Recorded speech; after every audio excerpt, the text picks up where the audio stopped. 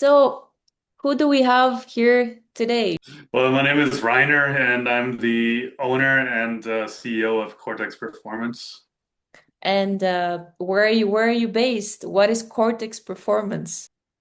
So I'm based out of Charlotte, North Carolina, from Germany originally, and Courtex Performance is a mental performance coaching company that I founded back in 2013. So we work in basketball and in business primarily, Mhm. and we have clients all over the world, really, from the high school levels in the U.S. to college.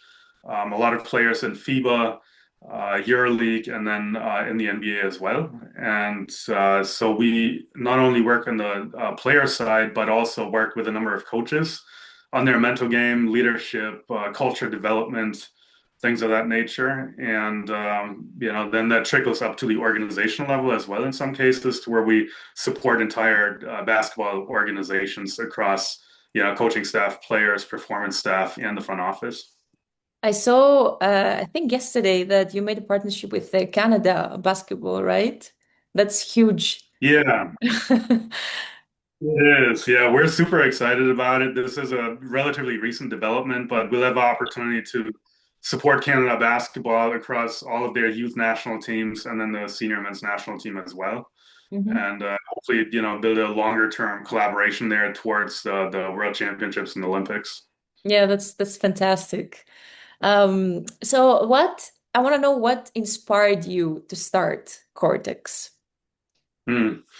So I was an athlete in college. Yeah, I played basketball in the German club system, but then came over to the States. Played basketball in college. Absolutely, fell in love with the sport. Got into it relatively late, actually. I didn't start playing till I was about 13, but just loved it. Had a chance to come to the U.S. and play. And while I was playing, I was a psychology major.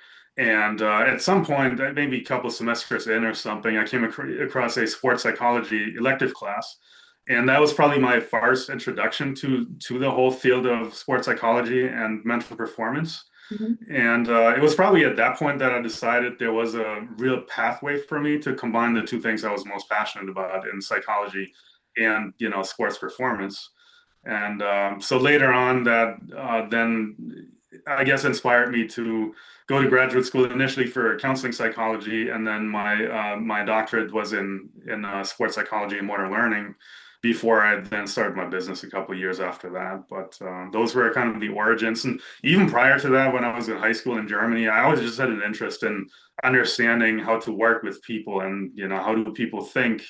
What does identity mean to people? How do they define themselves? How do they interact in different social environments? Mhm. And it's just been cool to be able to combine that with basketball and turn it into an actual career. That's amazing. Um, I feel like mental health and mental health support is something that it's very misunderstood, I would say, in the sports industry. This is something also quite new to me. This is something that I was not really exposed growing up, play basketball, and maybe a taboo, let's say, if you were asking for some help, at least in Europe, at least in Greece. So what do you believe that most people misunderstood about mental performance in elite sports and in sports in general? Why do you think that this happened? Well, I think for one, we don't do a good enough job probably of even explaining and defining what it is, because there's a lot of talk of mental health in recent years. Definitely here in the States, we've had players like Kevin Love and DeMar DeRozan, come out and talk about mental health struggles, which is more on the clinical side, and then what we do is more on the proactive performance side. But you have that whole space in the middle, which you might call, mental wellness, well-being, like general life skills development might fall into that bucket. And essentially, that's kind of the bridge between clinical mental health and then high performance on the opposite end of that spectrum. But they all sort of bleed into one another. And I think sometimes, like, we don't do a good enough job of explaining to players, coaches, organizations what it is that these services can do for individuals and for teams, right? So it's a matter of defining them, and then it's also a matter of putting everything into a language that resonates with folks in basketball. And I think that's where we've done well with my company because we have a number of people on my staff that have basketball backgrounds. So when you speak that language and get a little bit away from like the technical academic language in the psychology space, I think it just makes people open up and gravitate toward it more organically. I think what you mentioned in the beginning that some athletes said it openly, like publicly, that they're facing some mental health issues really helped more athletes to start coming out of other problems, right? It gave them like a step to actually open up about this. It's helped normalize it, and I think it just give courage to a lot of athletes, not just in basketball, but probably across sports, to be more transparent, more vulnerable about different things that they deal with. And as much, again, as we focus on the mental performance aspect of like how do you get more out of your potential, I think the mental health challenges are very real, just because there's so much pressure in professional sports and even in college and high school sports in the US. Where there's money, there's pressure, right? And then you have a lot of people watching, and it never gets any easier. Based on that, how does, let's say, your approach differ between like high profile and elite athletes to young athletes? Hmm. I would say in some ways it's similar, and in other ways it's very different. I think the biggest differences are probably in, when you work with, say, NBA players, EuroLeague players, or even high-profile college athletes, again, the money that's involved creates a different level of expectation, a different level of pressure. You Mhm. add on top of that all those developments with like sports betting and whatnot. Um, so it's that level of pressure that I think is a big difference at that level. And then it's also a lot of the obligations around the game, the extensive travel, which is really exhausting and can be a strain on families for players that potentially have a wife, maybe even have kids. It's a challenging lifestyle to be on the road all the time, and it's hard to sustain healthy relationships when you're just constantly on the go, when you're constantly in the spotlight. It also makes it hard to shut off when you're at home, especially after you've had a bad game or something like that. But those are the biggest differences I've probably seen between the youth level and higher level pros. And with that being said, it also starts at earlier and earlier ages. I mean, now we sometimes get kids, around like age 14, 15 that feel a level of pressure that used to be reserved for like 20-year-olds. Yeah, I believe social media has a very big part on that, right? Most young athletes, they obviously they don't know how to handle situations, either that's good or bad that happen in the social media or money involved. So I'm sure this brings them more and more pressure, agents, teams, all of these things. But now I would like to play a game with you. So I have these cards All right.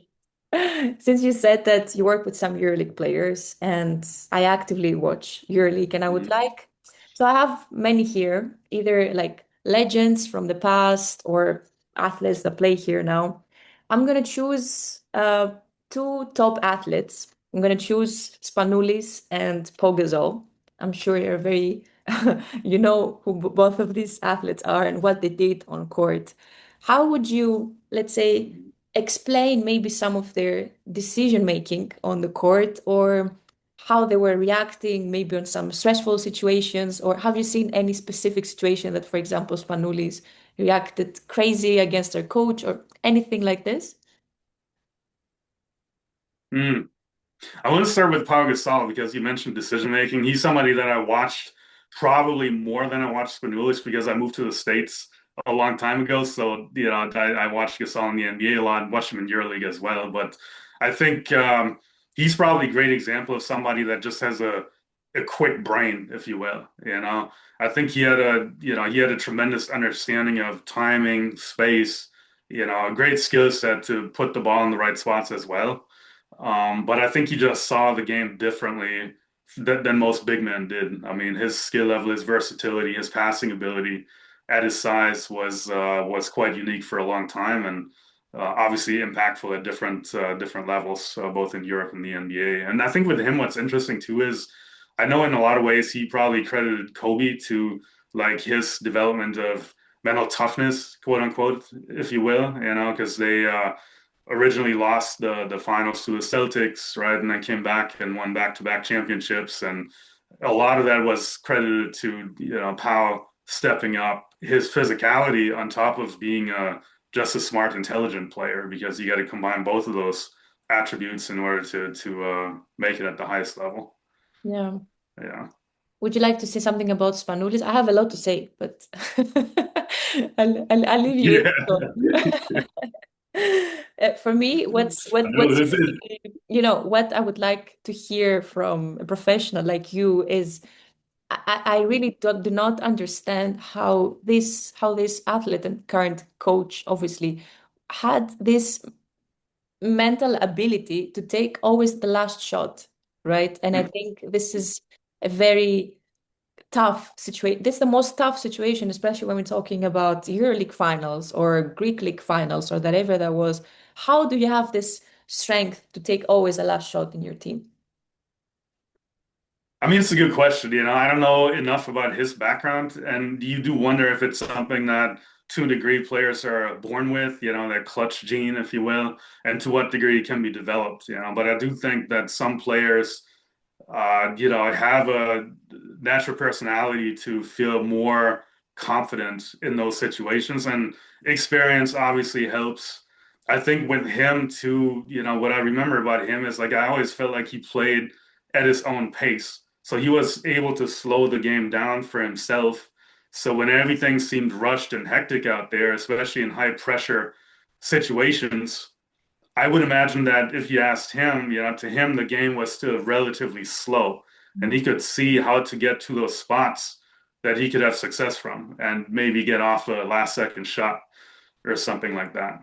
You know, again, experience helps, mental preparation helps. And then sometimes you have those unique few players like him that can do it at a level that not a lot of players ever will, especially when they're able to do it over and over and over again. Yeah. Yeah. Yeah, I think it's a very interesting topic, the decision making and the strength you have on tough moments, even when you're back on the score or you're up or anything. Um, so I have I have two more questions for you. I would like to understand a little bit on how do you support the athletes to handle high pressure moments, either that is, for example, playoffs, or it is, oh, hey, I don't have a contract and it's November, or injury, or like a tough injury. Like how do you help and how can you support an athlete in these phases of their life? Mhm. I think it's, first of all, it's different for every single player. I think that's something that we found over the years, that there isn't this like one system or one approach that's going to work for everybody. But I would say that generally speaking, it's important to help athletes understand who they are.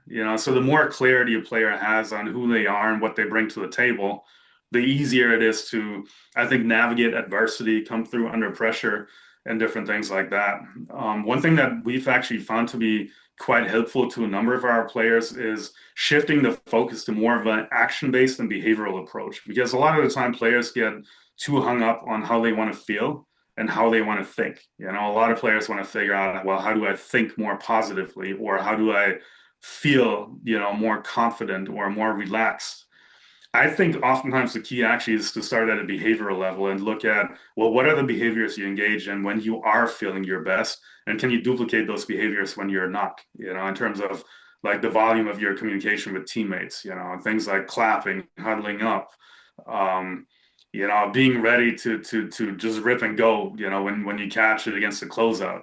So really focusing on the simple actions that allow you to have success when you're playing your best basketball. And then coupling that with, we typically look at a few different buckets. So one is pregame mental preparation. So how do you get yourself to your own optimal sort of activation level mentally before a game, by using different types of music, for example. Or, we have some athletes that benefit from keeping it a little bit more loose and having more fun during warmups in terms of interaction with teammates, whereas others need to be more serious, perhaps in their approach. Then in game, we look at utilizing different focus cues, maybe gestures, words that you can say to yourself, or maybe you write them on your wrist or something like that, just as simple reminders of the commitments that you're looking to make to yourself during the game. So those focus cues, maybe in combination with different breathing techniques and whatnot, right? And then also post game, I think it's important to give athletes a way to process what just happened so they can learn from it in very simple ways. And they can also set the game to the side and focus on getting their sleep, getting their recovery, because that's what you need, right? To be able to then show up again the next game. And you also need it, when you're dealing with other forms of adversity, like you're going through a long-term injury. Yeah, you got to figure out how to maintain your purpose, how to get your rest and recovery, and just kind of plug away at the simple controllables that you have. I really liked what you said that some athletes have their different routines on the warm up. And Mhm. I've seen that you work with Tyson Ward, right? And I was watching the whole like season last year of Paris basketball, and I loved that team. And it was really interesting and different how this team was like in the tunnel before they were going on the court, and how Tyson Ward and TJ Shorts, for example, were warming up and doing all of these crazy things, and then they were going on the court giving it all. Then this is something that you're not really gonna see, you know? So you think that this is something that made him to focus and get like locked in to go in and play, right? I think, watching that team, and obviously a lot of those guys started with Thomas Isalo and Bond, then went to Paris. So they had really nice continuity with that group, or the core of that group. And I think what they figured out, not just Tyson, but I think the group as a whole sort of figured out along the way, how to manage themselves in a way that allowed them to let go of pressure and then really lock in when it mattered most. So for, the example with Tyson and TJ before the game, those guys are connecting, they're having fun as a group, you know what I mean? And then once they're out on the court, it's all about business and getting the job done. But being able to figure out what you need in different moments to then be able to rise to the occasion over and over again. I think it's unique to every player, it's unique to every team, but I mean, those guys were just so connected because they had so much continuity, they had so much appreciation and love for one another, and they also just won at a high clip together. So they understood how to, enjoy themselves together, but really lock in, come game time. Yeah, that's very interesting to see for sure. Because now you see these athletes on different clubs that obviously it's not the same mindset in the teams. The teams have probably different goals, different cultures. For sure, the Greek teams are different, but it's it's definitely interesting. And my last question for you is that let's say you have your dream player and you play on the NBA 2K, right? And you know, you can put all the strengths and weaknesses of your player. If you had, let's say, a button that you can have one mental skill to put it in 100, which one would be and why? Ah, the question. I love the question. That's great. I would say I would put focus at 100. To me, the ability to focus and to refocus when something doesn't go your way, and to sustain focus and be adaptable in what you focus on at different points in the game is absolutely crucial. And everything else follows that. But when you look at the best players in the world, I think they distinguish themselves in their consistency. Mhm. And consistency comes from being able to get your focus to a certain level over and over again, and to refocus when you're struggling. So focus is my answer. But I love the question. Yeah, I always, make these questions up based on like fun things to make them sound better than they are. Is there anything you would like to share about yourself or about Cortex, or ask me any question if you want? The question I have for you is, what do you think the perception of the mental game is in women's basketball? I know you played professionally.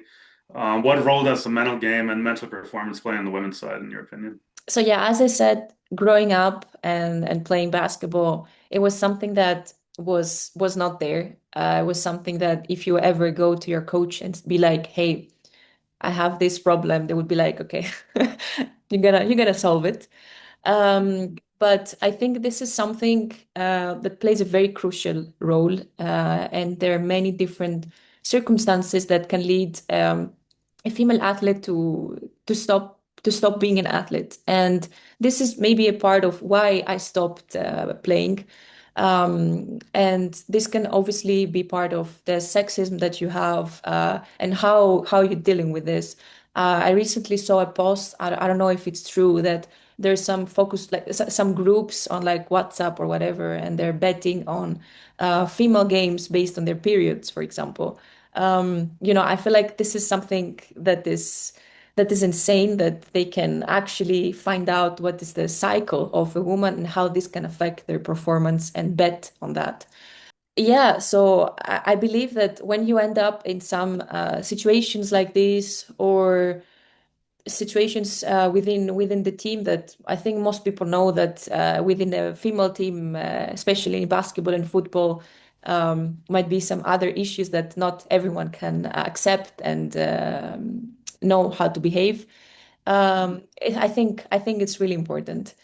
However, I still believe that female athletes are still more hold up on this, as they might not have the same motives as a man, because they're not that much money involved, and I don't believe that they think that they have the same pressure as a man, because for sure they do. For sure, it's their life, it's their contracts, it's their career. But I feel like many women still believe that, hey, I can still do a second job, or like one way, like one day or the other, I will want to do a family. I will want to have a family. So I think most of them think also afterwards what's going to happen in their career than just for the moment. So they're like, yeah, it's gonna be fine. Yeah. Yeah, that makes a lot of sense. I mean, I do think the women's game is shifting in a positive direction now in terms of, support, pay, and whatnot, but certainly not something we see around the world necessarily as much as we see it in college basketball right now with NIL. WNBA negotiations are underway for increased salaries and whatnot, so that's positive. And overall, there seems to be a bit of movement, but at the same time, your point's well taken. I think for a lot of women, obviously you can't make the same type of money, and having a plan B in place for a second career does make sense. And then certainly if you're looking to start a family early, it makes it very tough to play professionally. But I appreciate the insights. We probably don't talk about it enough, but I'm a big fan of the women's game. We get to work with a number of female athletes as well, and are in the process of building up that side of our business also. Hmm. Yeah, it's a different world for sure.